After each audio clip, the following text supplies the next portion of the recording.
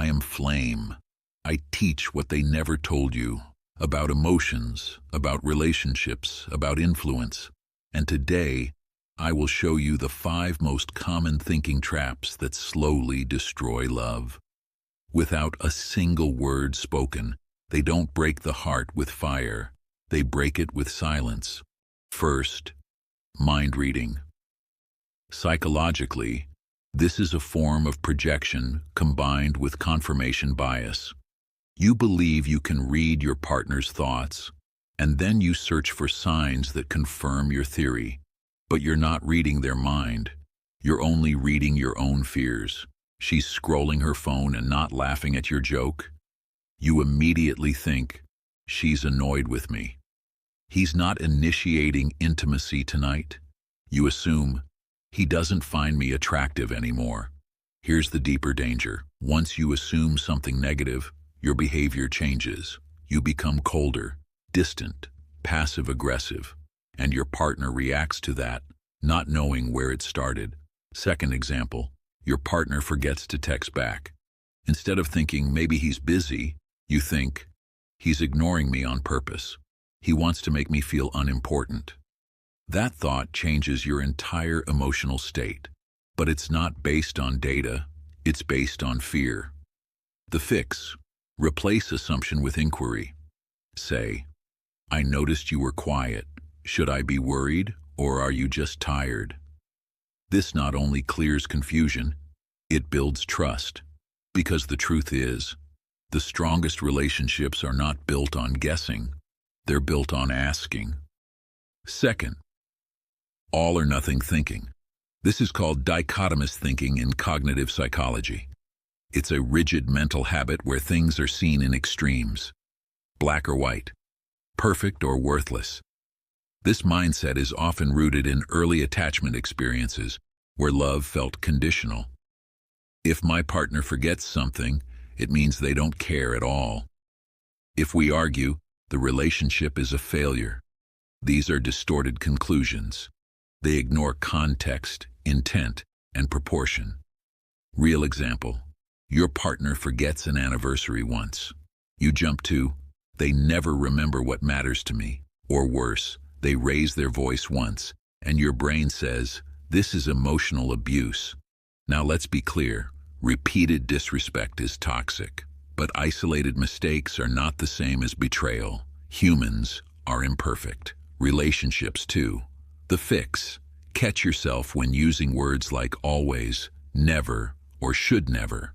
Ask instead, is this a repeated pattern or a one-time slip? If you can't tolerate imperfection, you'll always chase illusions. Love isn't about getting it right all the time. It's about repairing when you get it wrong. Third, personalization. This distortion is rooted in egocentric bias, the tendency to interpret everything through the lens of the self. It's common in people with anxious attachment styles or low self-worth. Your partner sighs at dinner. You ask, are you bored with me? But maybe they're just thinking about work. Or they cancel a call last minute and your mind says, they don't value me. When in fact, their boss just dropped a deadline. The more insecure you feel internally, the more you interpret external events as personal rejections. Second example, you share a vulnerable story and your partner doesn't react strongly. You feel hurt. He doesn't care. But maybe he was processing it, not dismissing it. The fix: interrupt the story you're telling yourself. Ask, is there another way to see this? Remember, most people act out of their own chaos, not out of malice toward you. Decentering yourself emotionally is an advanced skill, but essential for emotional maturity. Fourth, catastrophizing. In psychology, this is linked to cognitive magnification, where a small event is blown up into a massive, irreversible threat. Often rooted in anxiety or trauma, the brain leaps from event to worst-case scenario in seconds. He's late? He's probably cheating. She criticizes your shirt. She's ashamed of me. You go from minor discomfort to full-blown emotional emergency. Here's what actually happens. The amygdala, the brain's emotional alarm system, overreacts.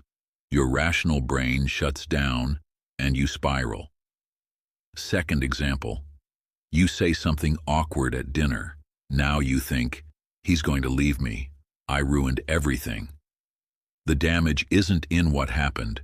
It's in how much power you gave that moment. The fix: practice cognitive diffusion. Separate the fact from your mental interpretation. Ask, what exactly happened? Then ask, what am I adding with my thoughts? An event is just an event. You give it meaning. Choose wisely. Fifth, should thinking. In cognitive therapy, these are called should statements. Internal rules we place on others, often unconsciously. They come from upbringing, culture, fantasy, and they're rarely expressed clearly. She should know I'm upset. He should act like a man.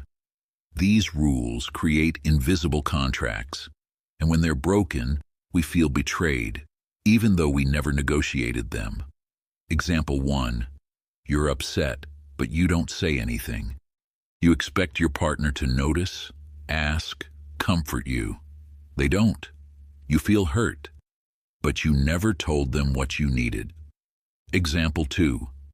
He's not as romantic as in the first few months. You think he should still be doing what he used to. But maybe he's showing love in other ways, just not the way you expect. The fix: replace should with I need. Say, I feel loved when you do X. Can we talk about that? Expectations need to be spoken, not assumed, because clarity is not unromantic, it's powerful. These 5 traps: mind reading, all or nothing thinking, personalization, catastrophizing, and shoulds. They don't look like destruction. They look like ordinary thoughts. That's what makes them dangerous. But if you learn to spot them, name them, and challenge them, you become emotionally intelligent, not just for your relationship, but for yourself. And that's where real influence begins.